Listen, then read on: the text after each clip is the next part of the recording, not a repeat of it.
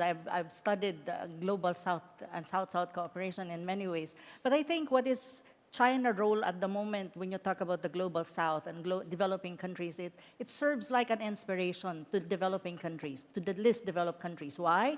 Precisely because if you really look at China, it developed its economy and everything is indigenous. You know, it capitalizes on its own domestic strength as a country and it's growth and opening up. There's such a thing in China that it's modernization, opening up and reforms. If you really study the economic development of China 40 years ago until now, it's based on its own historical background. It's based on its comparative advantage.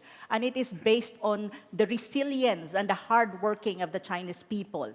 This is actually the foundation why China is China today. The second economy, the largest, and even number one, I think, in many respects. I think that is an inspiration to the whole global South, to the global South countries, precisely because this is the kind of things that we need to adopt, and I think not necessarily copy China in everything that it does, but I think we need to learn how to develop our own economy based on our own resources, based on our historical underpinnings, and then pursue our own development that what we think is right for us and define the destiny of our own countries based on what we think is right, but not based on the dictates of other countries. I think that's I think the best example personally that I get by learning from the experience of China when you talk about economic development, when you talk about modernization, and when you talk about trying to, to be up there as a developing economy still, because it's not yet, the whole of China is not yet